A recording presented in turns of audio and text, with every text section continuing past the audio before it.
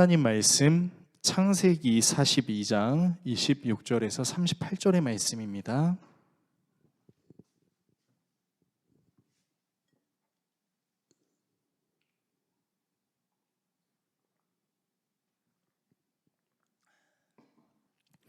구약성경 66페이지 정도에 있는 창세기 42장 26절에서 38절의 말씀을 한 절씩 교독하시고 마지막 절은 같이 읽도록 하겠습니다.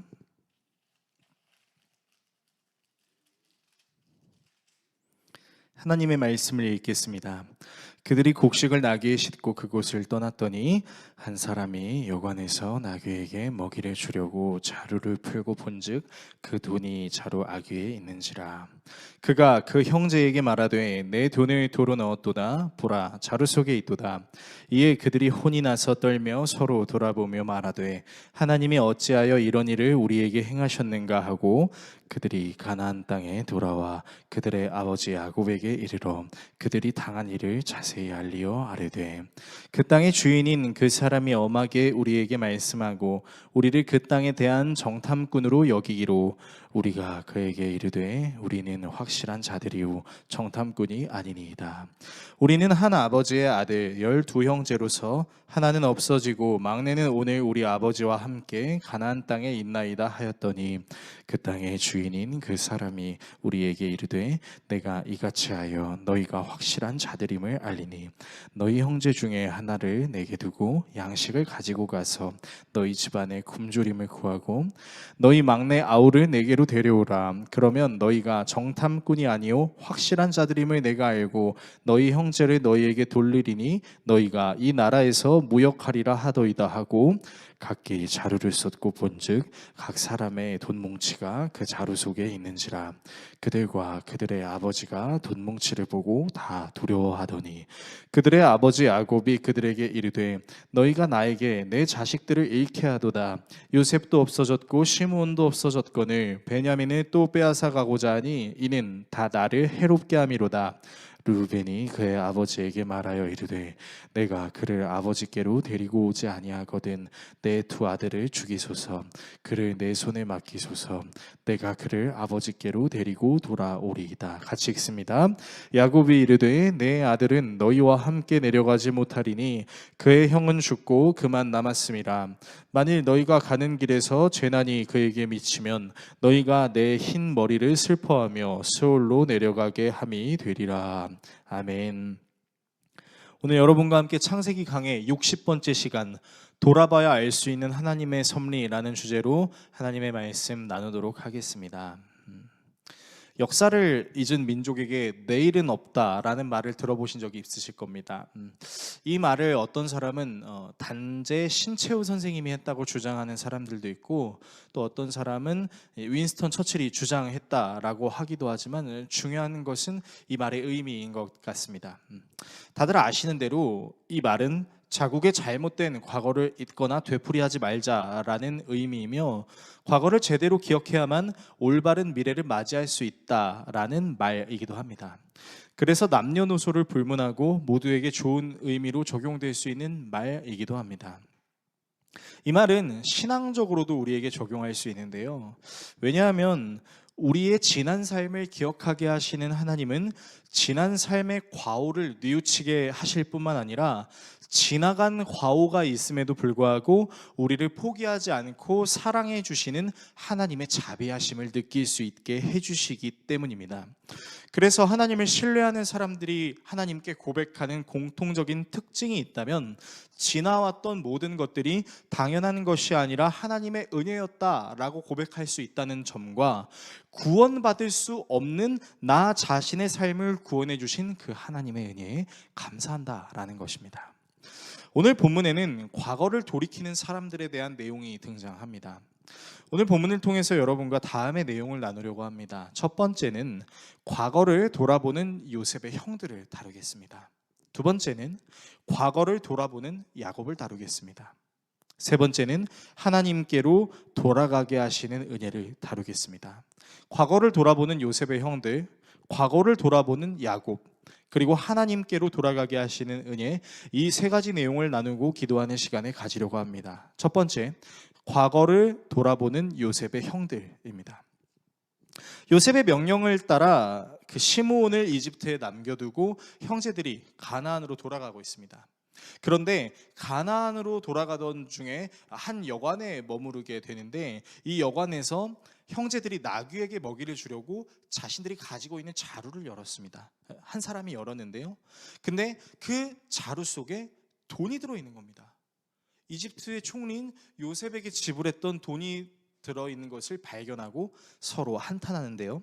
본문 26절에서 28절의 말씀 화면을 통해서 같이 읽겠습니다. 그들은 곡식을 나귀에 싣고 거기를 떠났다. 그들이 하룻밤 묵어갈 곳에 이르렀을 때에 그들 가운데서 한 사람이 자기 나귀에게 먹이를 주려고 자루를 풀다가 자루 아귀에 자기의 돈이 그대로 들어있는 것을 보았다. 그는 이것을 자기 형제들에게 알렸다. 내가 낸 돈이 도로 돌아왔다. 나의 자루 속에 돈이 들어있어. 이 말을 들은 형제들은 어리 빠진 사람처럼 떨면서 서로 쳐다보며 한탄하였다. 하나님이 어찌하여 우리에게 이런 일을 하셨는가? 자, 말씀해 보시면 분명히 요셉에게 지불했던 그 돈이 자루 속에 그대로 들어있는 것을 보고 한탄합니다. 본문에는 한 사람이 자루를 뒤졌다라고 나와 있는데요, 아마 정황상 한 사람이 자신의 자루를 열고 그 자루 안에 돈이 들어있는 것을 발견하고 형제들에게 얘기했을 겁니다. 형제들, 내가 지불했던 돈이 그대로 내 자루에 있어. 그래서 형제들도 놀라서 다 자기의 자루를 열었겠죠. 그리고 그 안에 있는 돈을 발견했을 것입니다. 그리고 그 돈을 발견한 사람들은 모두 한탄하며 이렇게 말을 하는 거죠. 어떻게 하나님께서 우리에게 이런 일을 행하시는 것인가? 라는 말입니다. 사실 이 돈은 우리가 잘 알고 있는 것과 같이 요셉이 형제들의 자루에 직접 넣어준 돈이었어요. 이후 요셉의 형들이 그 돈을 관리인에게 돌려주려고 갑니다. 그런데 그때 이집트 관리인이 형제들에게 뭐라고 얘기하냐면 하나님께서 넣어주신 거예요 라는 얘기를 해요. 그런데 형제들은 어쨌든 간에 지금 이 돈 때문에 굉장히 벌벌 떨고 있는 것입니다. 왜 벌벌 떨고 있었을까요? 바로 자신의 동생이었던 요셉을 팔아 넘긴 죄로 하나님께서 자신들을 벌하시면 어떻게 하나라는 두려움이 있었던 거죠. 그래서 이 형제들이 두려움에 떨다가 이집트로 가야 할지 아니면 가나안으로 돌아가야 될지에 대한 고민을 했는지 안 했는지는 정확하게 알 수 없지만 이 사람들이 어쨌든 벌벌 떠는 마음으로 가나안 땅으로 들어갑니다. 그런데 중요한 것은요, 여기서 우리가 좀 중요하게 살펴봐야 될 부분이 형제들이 요셉을 팔아넘겼던 지난 일을 생각하고 그것을 죄라고 인식을 하고 있다는 겁니다. 그래서 하나님 앞에 자기들이 죄를 저질렀다고 인정하고 있는 장면이에요. 왜냐하면 여러분, 사람들 모두가 아마 이런 마음들을 갖고 있을 것입니다. 안 그런 분들도 계시겠지만 대부분의 사람들이 공감할 수 있는 내용이 있어요. 그게 뭐냐면요, 모든 사람들은요 자신이 저지른 죄를 인정하고 싶지 않은 악한 마음들이 있을 수 있습니다. 요셉의 형제들에게 놀라운 사실은 지금 자신의 자루에 돈이 있는 것을 발견하고 무엇을 떠올립니까? 과거에 자신들이 요셉을 팔아넘겼고 그것을 하나님께서 기억하시고 하나님이 그것을 통해서 우리를 벌하시면 어떡하지라는 두려움이 있다라는 거예요. 그것은 무엇을 뜻하는 겁니까? 자신들이 요셉을 팔아넘긴 것을 죄로 인정하고 있다라는 거예요. 근데 현대인들은 자신의 죄를 잘 인정하지 않죠. 죄를 지었어도 그걸 가리려고 하죠. 마치 아담이 그랬던 것처럼 아담이 죄를 저질렀음에도 불구하고 하나님께 정직하게 고백하지 않고 하나님 탓을 하는 모습을 우리가 알고 있는 것처럼 우리도 우리 죄를 하나님과 사람들 앞에 인정하는 것이 참 어렵다라는 거예요. 근데 그걸 지금 누가 하고 있어요? 요셉의 형제들이 하고 있다라는 겁니다. 제가 너무나 존경하는 멘토 목사님이 계십니다. 그 목사님은 반지하의 교회를 개척하시고 오랜 목회 끝에 한 지역에서 정말 수많은 성도들이 출석하는 이제 교회를 목회하셨던 분이신데요. 이분께 제가 개척교회 목사로서 가져야 할 태도가 무엇인지에 대해 여쭤봤을 때 이 목사님께서 저에게 해주셨던 말이 지금도 잊혀지지 않는 말이 있습니다. 목사님께서 이런 말씀을 해주셨는데요, 내가 교회가 잘 되고 성도들이 많아져서 많은 사역을 하게 되면서 바빠지다 보니 설교를 준비할 시간이 없었습니다. 그래서 설교를 준비할 수 없어서 당시 유명하신 목사님들의 설교 원고를 묶어서 판매하는 책이 있었는데 그 책을 그대로 설교 원고에 썼어요. 내가 살고 있는 지역에 있는 사람들이 그 목사님의 설교를 듣지 못했을 것이기 때문이라고 생각해서 그렇게 했어요. 그런데 어떤 성도가 눈치를 채더니 저에게 이렇게 묻더군요. 목사님의 설교가 어떤 목사님의 설교와 너무 똑같이 들린다고요. 그때 제가 뭐라고 했는지 아십니까? 성도에게 이렇게 얘기했습니까? 이렇게 얘기했습니다. 성도님 새벽기도 나옵니까? 나와요, 안 나와요? 기도하지 않으니까 담임 목사 설교가 그렇게 들리지. 그렇게 성도를 정죄했수다. 그런데 하나님께서 나에게 이렇게 말씀하셨어요. 왜 너를 위해 직언하는 성도를 네가 정죄하느냐? 네가 그럴 자격이 있냐? 라고 하나님께서 말씀하셨수. 그래서 하나님께 회개 기도드리고 성도님을 찾아가서 솔직하게 말했어요. 사실 다른 목사님의 원고를 내가 사용했다고. 내 죄를 알려줬는데 내가 창피해서 인정하지 못하고 당신의 정죄한 부분에 용서해달라고 얘기했소. 정재성 목사님, 담임 목사는 하나님과 사람 앞에 자기 죄를 인정할 줄 알아야 합니다. 제가 이 멘토 목사님의 이 정말 가슴 어린 조언을 들으면서 얼마나 가슴이 아팠는지 모릅니다. 왜냐면요, 사실은 저 역시 저 자신의 죄를 인정하고 싶지 않은 사람 중에 한 명이기 때문입니다. 담임 목회를 시작하게 되면서 아내의 도움이 절실한데 아내가 되게 신중하게 저에게 조언을 해요. 근데 그럴 때면 제가 아내에게 이렇게 얘기하는 거죠. 당신이 목회 경험이 있어? 내가 정말 거진 20년 가까이 쌓아왔던 이 경험을 당신이 이해할 수 있어? 그냥 내가 한 대로 하면 되지. 왜 그렇게 자꾸 따지는 거야? 라고 아내를 정죄했어요. 도리어 화를 내고 도리어 아내의 마음을 상하게 했던 모습이 바로 저의 모습이었기 때문입니다. 여러분은 어떠십니까? 자신의 죄를 돌아보게 하시고 하나님 자신을 떠올리게 하시는 것은 우리가 그리스도인으로서 이 땅에서 올바르게 살 수 있도록 하나님께서 주시는 은혜입니다. 그래서 이 은혜를 우리가 바로 받기 위해 필요한 것이 있다면 우리는 지나간 과거를 돌아보며 하나님과 사람 앞에 여전히 회개하지 않았던 나의 죄와 과오에 대해서 인정할 수 있는 용기가 필요하다는 겁니다. 바로 그 용기를 요셉의 형들은 스스로에게 냈던 것이죠. 두 번째입니다. 과거를 돌아보는 야곱입니다. 요셉의 형들은 가나안으로 돌아와서 아버지 야곱에게 자신들이 경험했던 일들을 이야기하기 시작합니다.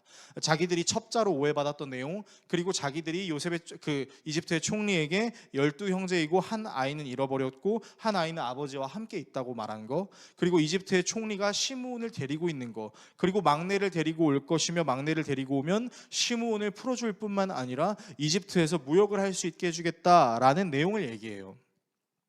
그런데 형제들이 아버지 야곱에게 말한 내용을 자세히 살펴보면요, 없던 내용을 지어서 말하는 것도 있고 겪었음에도 불구하고 아버지 야곱에게 이야기하지 않는 것이 있습니다.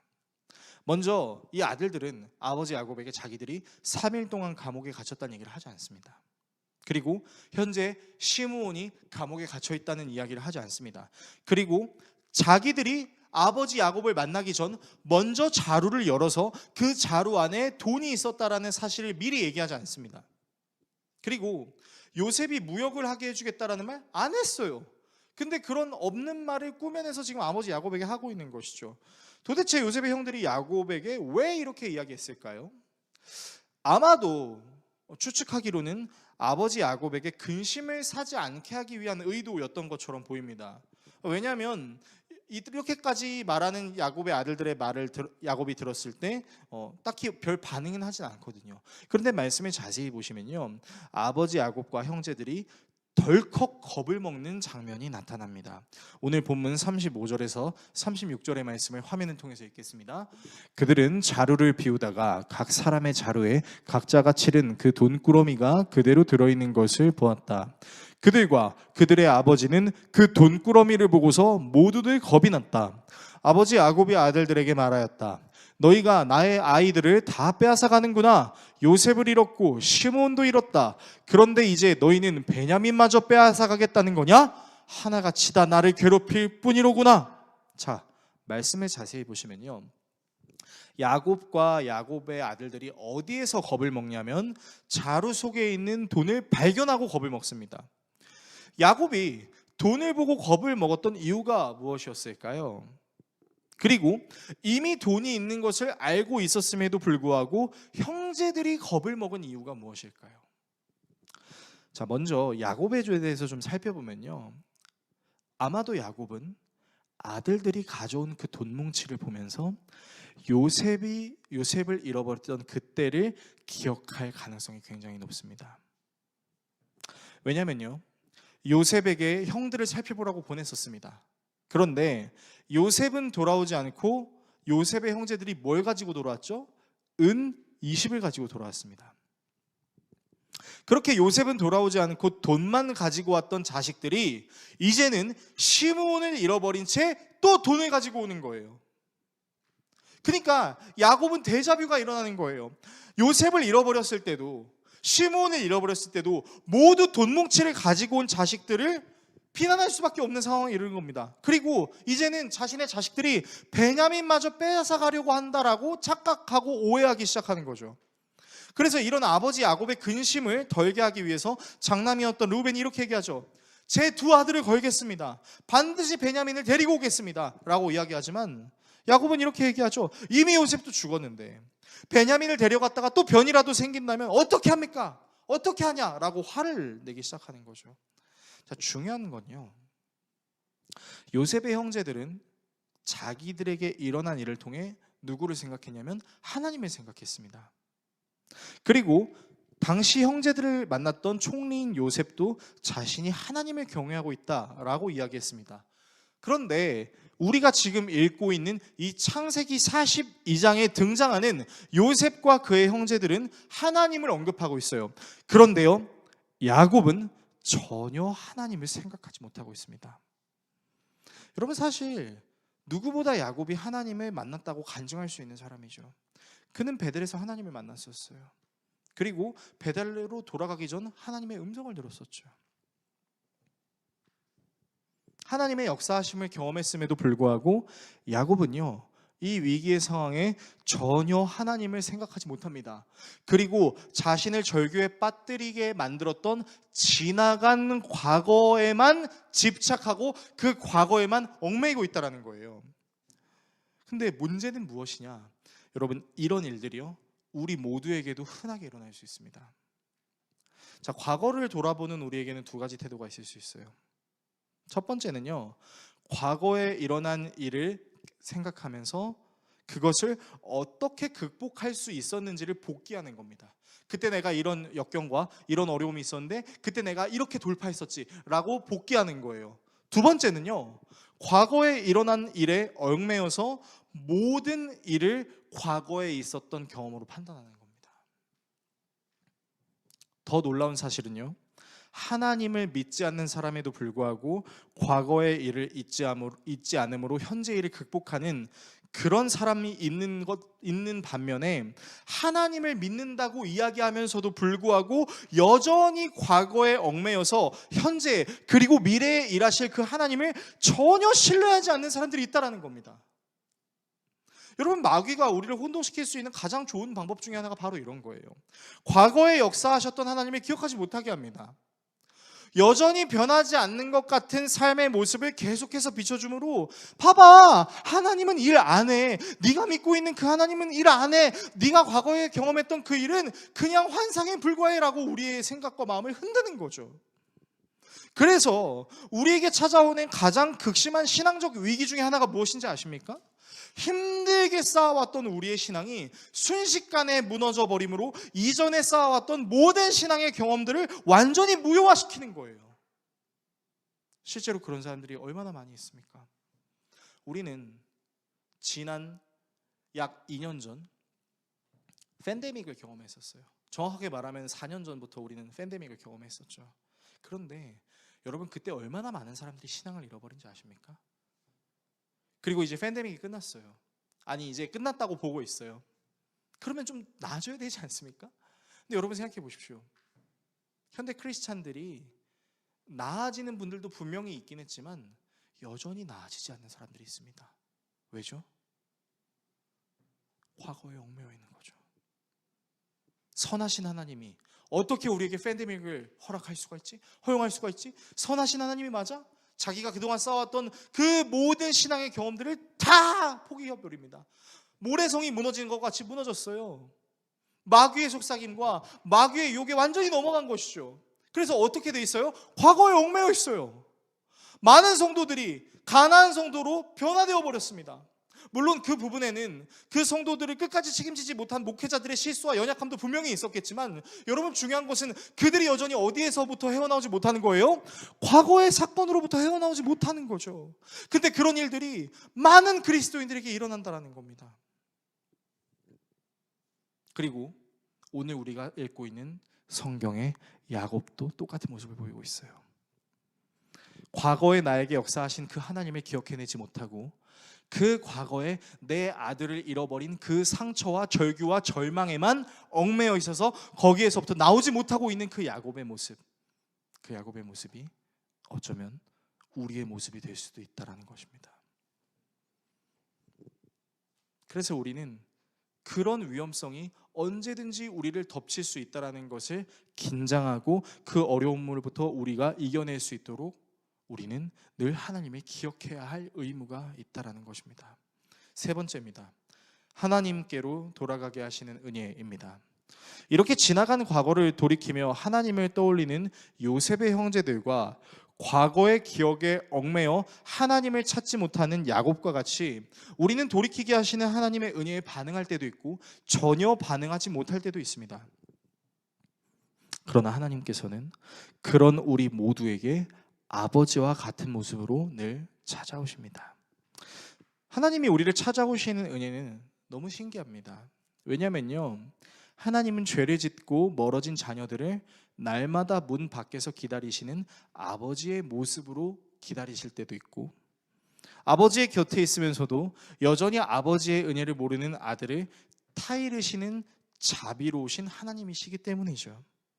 여러분이 너무나 잘 알고 계신 누가복음 15장에는 탕자의 이야기가 있습니다. 아버지가 죽어야만 받을 수 있는 유산을 아버지가 멀쩡히 살아계심에도 불구하고 당당히 요구하고 출가해서 재산을 탕진한 그 아들을 문 밖에 서서 날마다 기다리다가 저 아들이 문 밖에 멀리서 보이자마자 뛰쳐나가서 아들을 끌어안으시는 분이 바로 아버지셨어요. 그리고 그런 아버지의 사랑을 못마땅하게 여기면서 아버지가 이미 다 주신 은혜가 있음에도 불구하고 그 은혜를 전혀 기억하지 못하는 아들을 타일러 주시고 깨닫게 해주시는 분도 바로 아버지이십니다. 우리는 그 아버지를 가리켜 하나님이라고 부르죠. 그리고 그 하나님께서 우리에게 영원한 사랑을 깨닫게 해주시기 위해서 누구를 보내셨죠? 바로 그의 아들을 보내셨죠. 그 아들이 가지고 있는 능력이 어떤 능력이었습니까? 그 아들의 십자가와 부활은 나는 죄인입니다 라는 회개를 불러일으키는 능력을 갖고 있었고, 과거의 은혜를 입었음에도 불구하고 그 은혜를 생각하지 못하고 여전히 과거에 얽매여 있는 우리를 절대 포기하지 않으시고 하나님께로 인도하시기 위해 자신의 목숨을 던지신 분이셨어요. 지나간 우리의 시간을 한번 돌아봅시다. 돌이켜보면 우리의 삶의 모든 순간에는 하나님의 은혜가 있었습니다. 내가 누려왔던 모든 것, 내가 지나왔던 모든 시간, 내가 걸어왔던 모든 순간들이 내 힘처럼 된 것 같아 보였지만 사실은 그건 내 힘으로만 이루어진 것이 아니었습니다. 그럼에도 불구하고 우리는 여전히 자신의 아집에 갇혀 하나님의 역사하심을 함부로 판단하려고 하는 연약함을 늘 품고 살아갑니다. 저도 그런 연약함을 갖고 있습니다. 그래서 여러분께 권면드립니다. 그 연약함을 예수 그리스도의 십자가 앞에 내려놓으십시오. 그리고 그것을 십자가에 못 박으십시오. 주님의 손에 여러분의 손을 포개고 주님의 발에 여러분의 발을 포개십시오. 그러면 우리는 우리가 함부로 판단할 수 없는 그 하나님의 계획에 계속해서 이끌리게 될 것이고, 앞으로 살아가야 할 모든 순간에 하나님의 역사하심을 보게 될 수 있을 것입니다. 설교를 정리하겠습니다. 사랑하는 성도 여러분, 우리는 요셉의 형들처럼 지나가는 과거를 통해 하나님을 생각하고 회개하려는 심정을 가질 때도 있을 것이고요. 하나님께서 개입하고 계심에도 불구하고 여전히 과거에 얽매여서 나에게 역사하셨던 그 하나님을 전혀 생각하지 못하는 경우도 만나게 될 것입니다. 우리는 그렇게 종종 흔들릴 거예요. 그러나 여전히 흔들릴 수 있는 우리가 스스로 책임지려고 하기보다는 책임질 수 없는 우리 힘을 인정하고 우리 자신을 하나님께 맡기셨으면 좋겠습니다. 그리고 하나님께 맡겨야만 한다는 사실을 인정합시다. 그리고 그런 우리를 책임지시는 예수 그리스도께로 나아갑시다. 그분이 우리의 죄를 인정하게 할 것입니다. 우리의 마음에 선한 양심을 불러일으켜 우리가 하나님께 회개하지 않을 수 없다라는 마음을 갖게 할 것입니다. 그분이 우리가 전혀 탈출할 수 없을 것 같은 과거의 얽매임 속에서 우리를 구원하실 것입니다. 나의 삶은 글렀어. 나의 삶은 여전히 부정적이야. 나에게는 여전히 하나님이 역사하시지 않아 라고 생각하는 그 생각과 그 아집 속에서 우리를 꺼내실 것입니다. 우리를 구원하실 것입니다. 바로 예수 그리스도를 통해서만 우리가 그렇게 될 수 있는 것입니다. 오직 예수 그리스도를 통해서 우리의 과거를 온전히 돌아볼 수 있고 앞으로 우리에게 펼쳐질 올바른 미래를 바라볼 수 있을 것입니다. 그 예수께로 나아가기를 소망하는 저와 여러분 모두가 될 수 있기를 예수 그리스도의 이름으로 축원합니다. 기도하겠습니다.